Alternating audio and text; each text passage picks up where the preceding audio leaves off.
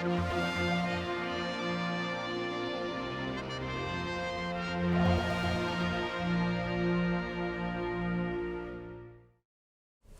6. Calling the Honourable Member for Ramsey, Mr Hooper. Thank you, Mr Speaker. I'd like to ask the Minister for Infrastructure what plans he has considered for a Friday night owl service from Ramsey to Peel and from Ramsey to Douglas via Peel. On the Minister for Infrastructure to reply. Thank you, Mr Speaker. The Night Owl network has successfully operated since the bus network review in 2012, running on a Friday night/Saturday morning and on a Saturday night/Sunday morning, with departures at approximately 00:15 hours on the three principal routes from Douglas to Port Erin, Douglas to Peel and Douglas to Ramsey. These services are outside the subvention for social necessary services and must cover their costs, which is why the fare rate of double the normal day fare is charged. It has been considered on several occasions if these routes should be extended to also cover the Peel to Ramsey corridor. If this would require an extension of depot opening hours, it is unlikely the cost will be covered. However, the nighttime economy has developed, and at busier times such as the TT and Christmas period, later journeys have been provided on the core network. This has allowed the corridor to be tried on an experimental basis. This last summer, a later journey was provided from Douglas and Peel to Ramsey, with encouraging numbers carried north of Peel. The 01:15-hour departures has already been advertised in the current bus timetable for the Christmas period, and the opportunity has been taken to trial a journey from Douglas at 00:15 hours, Peel at 00:53 hours to Ramsey, with the return service from Ramsey at 00:25 to Peel and Douglas. Supplementary question, Mr Hooper.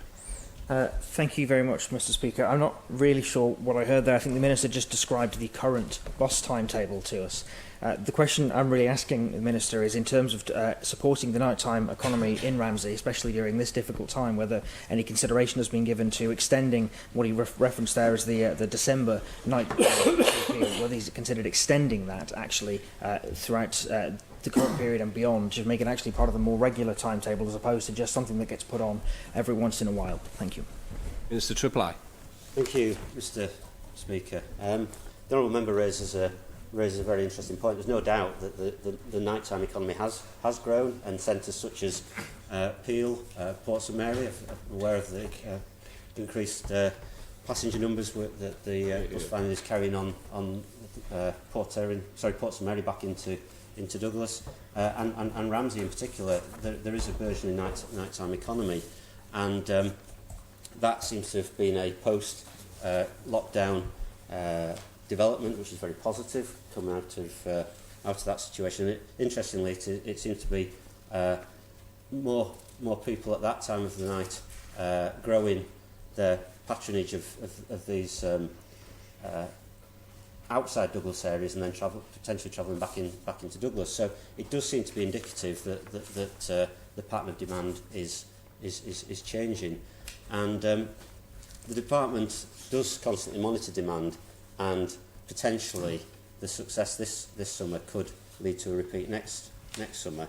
Although clearly we need to be cognizant of the border situation as to whether the pattern that we experienced over the summer was a reflection of the fact that people weren't travelling off island as much as they would have done in previous years. So the Honourable Member will be aware that the major timetable rewrite occurs in March.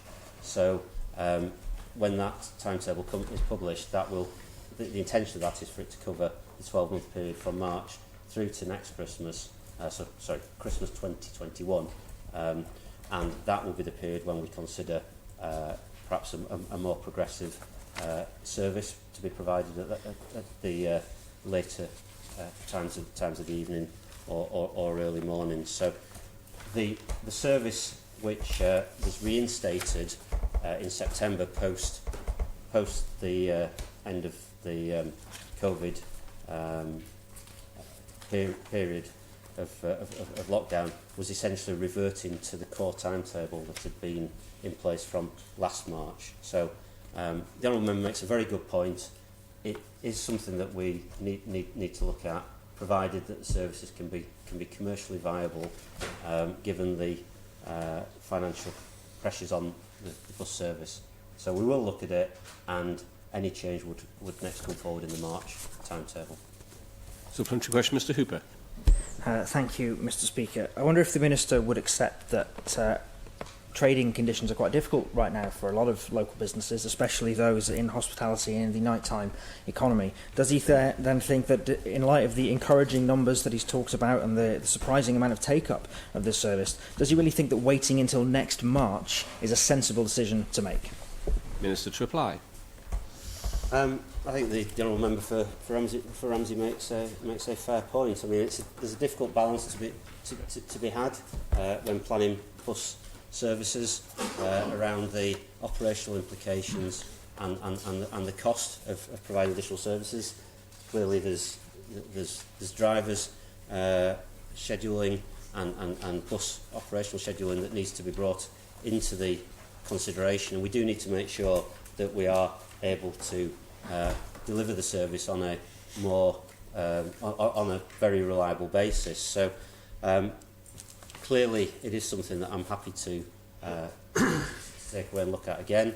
I mean, we're obviously not too far off the Christmas period, so it'll be interesting to see what the patronage of those services is over Christmas.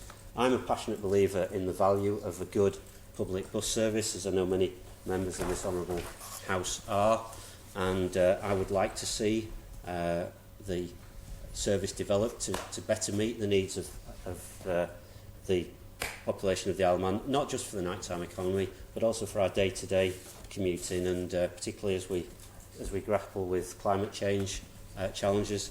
Public transport is one of the key tools that we have in our armoury to reduce emissions from vehicles and get people travelling in a more climate-friendly way. So I'm very happy to look for opportunities to develop the service. If we can do that sooner than March, equally I'm very happy to do that as well. Supplementary question, Mr Peake. Thank you, Mr Speaker. Would the Minister agree that it would be better to respond to events and to current climate landscaping of the business and residential needs rather than actually just waiting for March to come around for a calendar event? Minister to reply.